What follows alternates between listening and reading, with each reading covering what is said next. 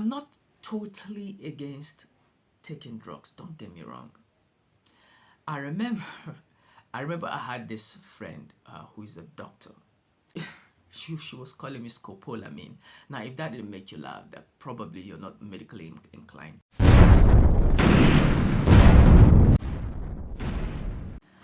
Hello, people. I hope everyone is healthy, wealthy, and wise. That's why I'm here to teach you the basic principles to being healthy. Because once you're healthy, then you can be wealthy and outrightly be happy. Have you ever heard me boasting about the fact that my wife, um, even though pregnant, has got an energy of a horse? Have you heard me boasting that she's even got more energy and more vibrancy and more positive mental attitude, much more than me who had taught her the basic principles, the basic tips of being healthy. Well, I want to bust your bubble. She lost that energy recently, even though we're trying to do something about it. My mentor, Dr. Ignatius Honor, and I are trying to do something to revive her. And apparently, she started regaining her energy, but she doesn't sleep very well at night like she used to. She started complaining about catarrh, catching cold, being weak, and even been emotionally perturbed lately. Now, what happened was that she went for an antenatal and did what I didn't ask her to do. She was vaccinated. Some of those little tantrums they throw up that make you wonder why they're pressing those buttons. That was exactly what happened. Now, your child could likely develop autism, diabetes, eczema, and all allergies if vaccinated. Now, I want you to take a while, pause this video, and read every text you're seeing on the screen right now. These are words from people of authority, both in the medical and political field. My wife lost so much energy and zeal and vigor that she couldn't, go to work. She couldn't go in the morning, come back at 10, 11 p.m. anymore. So what I did was to contact my mentor, my naturopathic mentor. His name is Dr. Ignatius Ona. He's a pastor. He's a naturopathic doctor. He's a food doctor. He's a herbalist, and of course, he's a pastor with Living Faith Church. And so I reached out to him, and you know, we together we teamed up. He told me what to do, and I also, you know, of course, told my wife what to do. She had to stop taking any drug they had given her from the hospital, and I told her to start doing what is called hydrotherapy. That is drinking warm water, at least 2 cups of warm. You can start with a cup, and then after a week, increase it to two. You're actually supposed to take 3 cups actually of warm water, not hot, not cold. It will make you urinate a lot. It will make you poo poo. So if you're here and you're not pooping every day, please try this. Try this, and you will flush out every toxin from your body. So that's what she did, and I'm watching her energy beginning to come back gradually. She's gradually getting back to herself, even though she still finds it difficult to sleep at night. She still complains of weakness and headache, but it's just getting better. Pregnancy is not a disease. That you're pregnant does not mean you outrightly have caught a disease that should make you start taking any pill, be it supplement or whatever. It doesn't also mean that it is now time to visit the hospital. You don't even need to visit any hospital. Did your great grandmother ask your father if his mother visited any hospital or went for any antenatal before he was born? ask your mother the same question.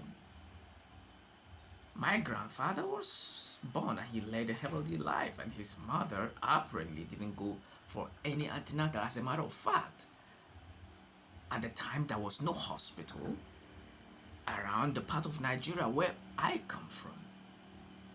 So, why is this hullabaloo and social bewilderment and confusion about antenatal, about vaccination, or even vaccinating an innocent child? My wife told me, so when she came back, she said she was vaccinated and was given anti-malaria tablet. The first question I asked her was, did she ever have any reason to take any drug ever since we started living together? Of course no. I remember that before we got married, she was always complaining about sickness. As a matter of fact, I asked her just a couple of days ago, the two of us were joking about it, and she said, oh, she couldn't even remember that she once had ulcer. She quickly forgot about it because I had taught her some basic tips, some basic principle, some basic lifestyle changes that just made the ulcer disappear. So why would why would she take the anti-malaria tablet? That she said, they said that the tablet was for the baby. Then I asked her the question, was it that these mosquitoes that supposedly cause malaria were going to bypass her skin to go bite this baby? She couldn't answer me. Listen, guys, after that vaccination, my wife became a shadow of herself. She lost the energy, she lost the vibrancy, she lost the positivity she once had. In fact, she didn't sleep for 3 days. She started having a very serious headache. Her body temperature was very high. She couldn't eat properly. She wasn't happy. She wasn't just herself. She became sort of like a vegetable, more or less. I tell you what, have you ever eaten any food, whether good or bad food, and you started having an adverse effect from eating that food? Say purging, or having bloated stomach, or just feeling overtly uncomfortable. Say let's use beans for example. Have you ever eaten 2 or 3 plates of beans and you know how it makes you feel? Try to drink 4 of it, maybe just 3 liters of water, and see how you're going to feel. As good as water is, if you don't take it in moderation, you're going to feel uncomfortable. Do you know what's happening? Your body on healthometer. I've never heard that word anyway, so don't go looking for it in the dictionary. Your healthometer has a way of telling you that something is wrong with your body, most especially what you've eaten, and it's trying to caution, give you caution to watch for it, to be careful. Now, the same thing happens when we take medication. There is a reaction called pharmacokinetics and pharmacodynamics. It has to do with the movement of the drugs in our bodies when you take drugs. And it is not originally designed to be so. When God created the cells of your body and the tissues of your body and the organs of your bodies and the systems of your body, and of course the body as a whole, He did not prepare it for that kind of reaction to take place. God's intention was for you to eat food as medicine. And when you eat this food as your medicine, as well as for nutritional purposes, the food digestion starts from the mouth. So the food starts getting broken down from the mouth. So enzymes starts working on the food right from the mouth. So it means that digestion takes place right from the mouth.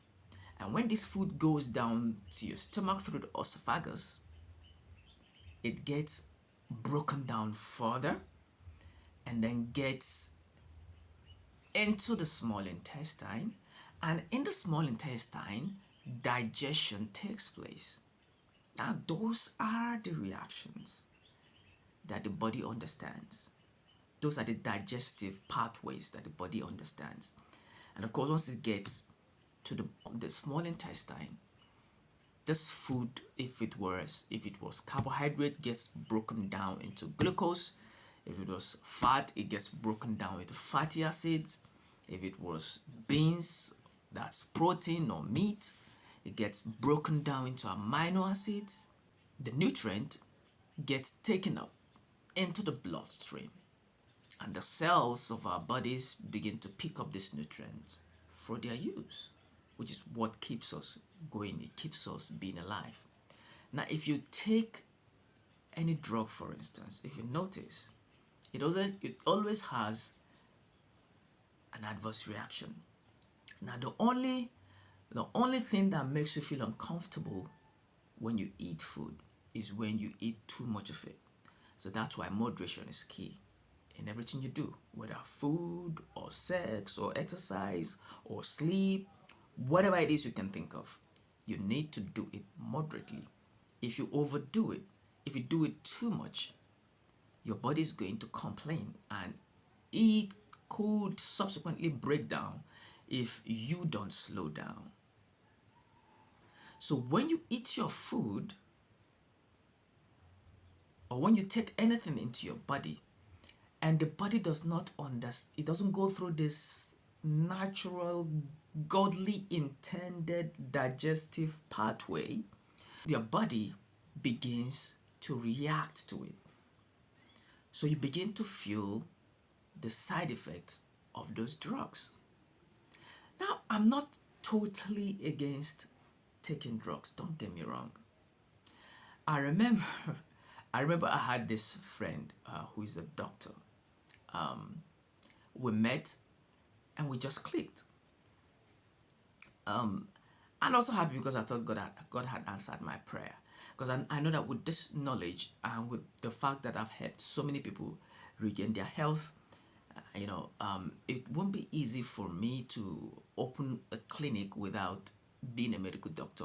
Criticisms will come, regulatory bodies will come to frustrate my life. So I was praying to meet a partner that is a medical doctor so that the two of us can team up.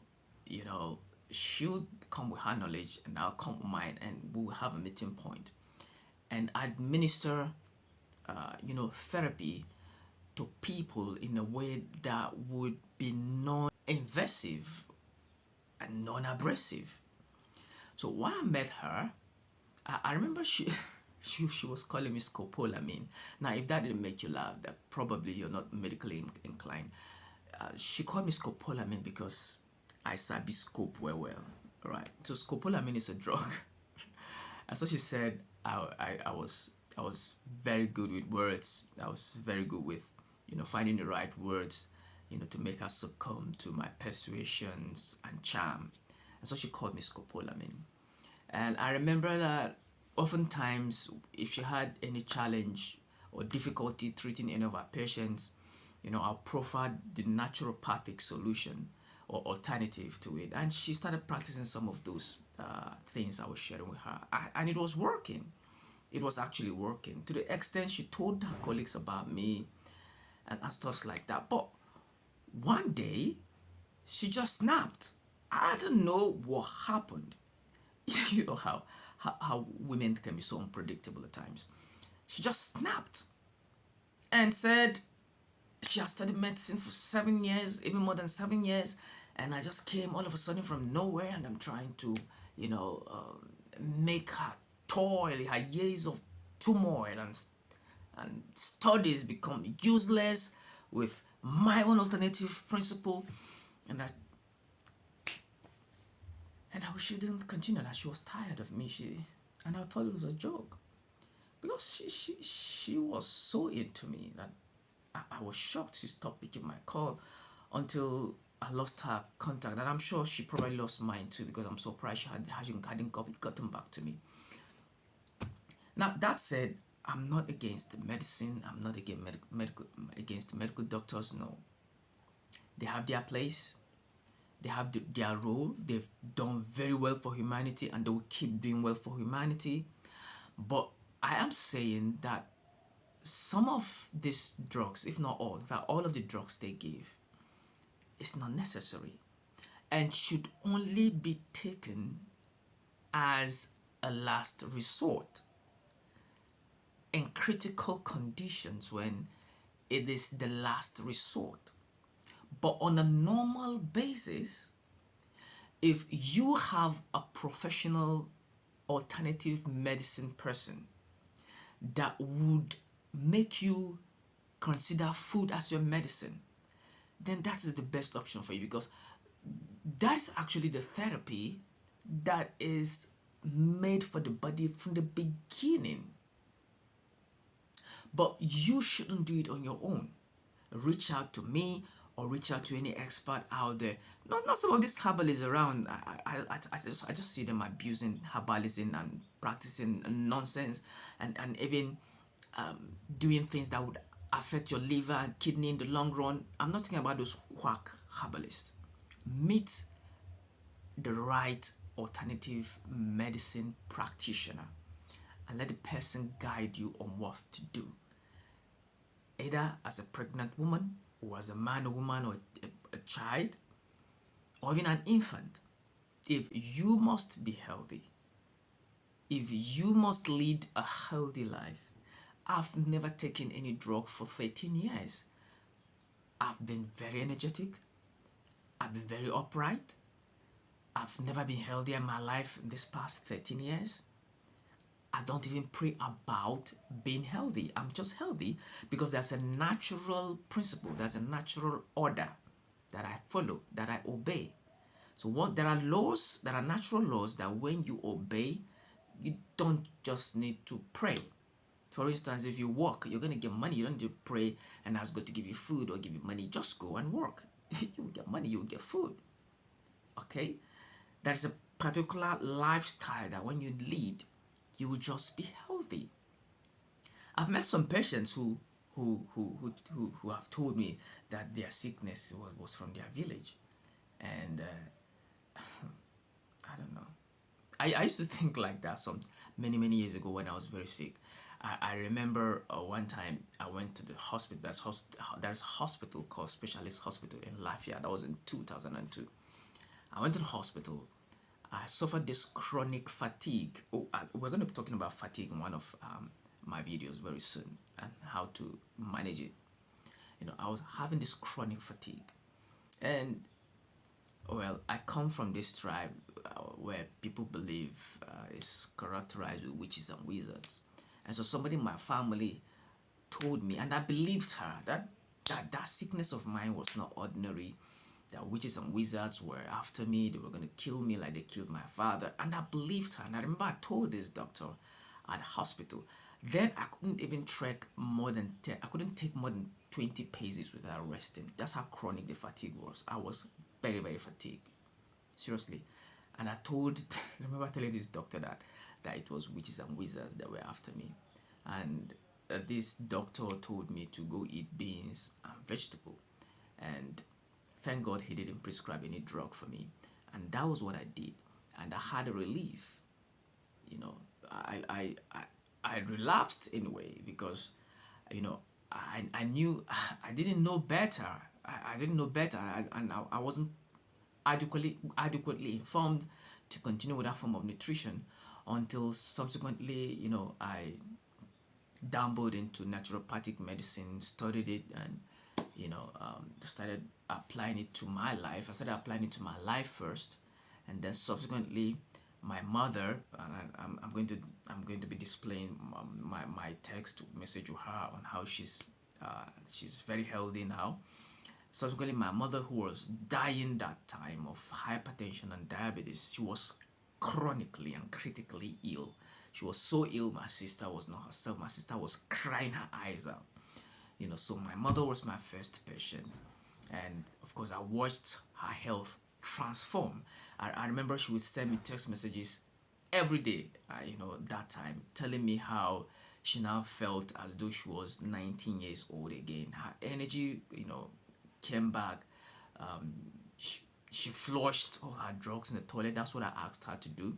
But I wouldn't ask you to do it until you have somebody like me in your life, guiding you every day, asking you questions, how you're feeling. So don't do it on your own. But because I was there, I asked her to go flush those drugs, down the toilet, and she did. And I told her what to use as alternatives for those drugs, and that's what she did. And today my mother is impeccably healthy. As a matter of fact, she's the healthiest woman on earth as we speak.